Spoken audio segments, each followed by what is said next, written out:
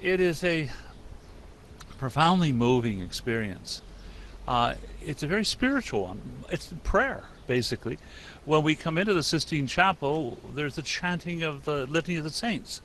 We're dressed in the red robes, which mean that we are to be willing to shed our blood for Christ. And it's in the Sistine Chapel. It's we don't have this in anywhere else. And we have one of those moving moments is when you vote, you hold up, you write the name on a little card, you hold it up, go up, and there's you. It was a line of the cardinals going up. You would have seen a sort of a prologue to that when you saw the cardinals going up to take their oath before they would come like that. You go up to the altar, you look up at the Last Judgment, and the prayer you say before you put your ballot in the sort of an urn they have there is, I testify before Christ who will judge me that the one I am voting for is the one I truly believe should be the Pope. And then you place the ballot in there. I mean, it is awesome. And then you go back and each of the cardinals goes up and does the same.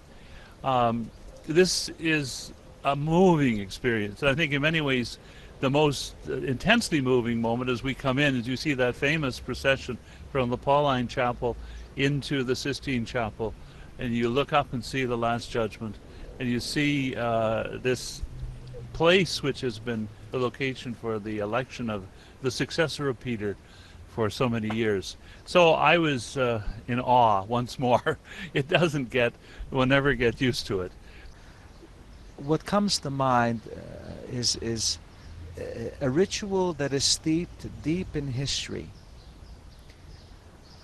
and yet has a great significance for people today.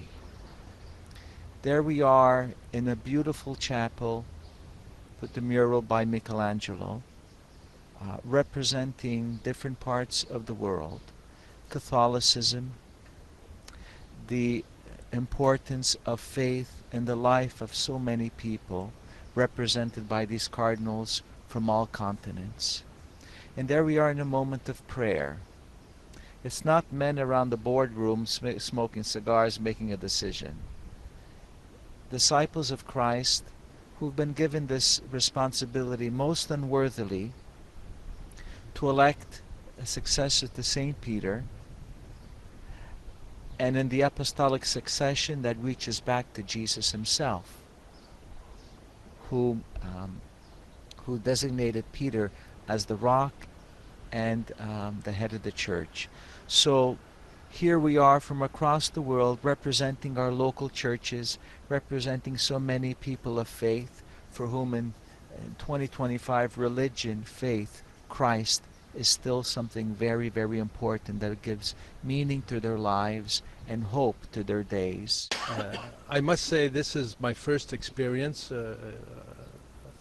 in a conclave, and I was very, very touched, moved, and it's a big responsibility, but it's something that I dealt with in prayer, asking the Lord, well, who am I to be one of the 133 who will elect the Pope? Who am I? But I took on that responsibility with courage and in prayer. The days that we had where we had the general congregations that we would listen to each other was half a day each time for 10 or 11 times. But the other half of the day we could be in silence if we wanted to, or share with others. I took a lot of time in the chapel to pray and listen. I had no idea who I was going to vote for. I didn't come with a candidate in my mind. I wanted to listen, and that's what I did. And finally, well, things moved along, and I was able to cast my vote for the one I thought was the one the Lord wanted. And so it's a very moving experience. But it's also an experience of fraternity amongst us. So different. Cultures, languages, countries, situations. We have countries from all over the world. And yet we were able to be together with peaceful hearts, in harmony, respecting each other's way of seeing things, and coming together quickly. We elected a pope in less than 24 hours. That says something. That's a big statement of how, well, we were able to listen together to the will of God, to the Holy Spirit, and using our intelligence and what we've heard to make a decision and come together. So I'm very thankful. And I'm glad to share this with you because, well, if you listen to certain things, either in movies or in media from people on the outside, well, they can't grasp the beauty of how we experience this on the inside, you know? It's like looking to a church, you look through the stained glass windows from outside, it's all dark. But if you're inside and you've got the light coming in, it's beautiful. That's how I would describe what the conclave was for me. From the inside, it was a beautiful experience. And I thank God to have had this opportunity once in my life.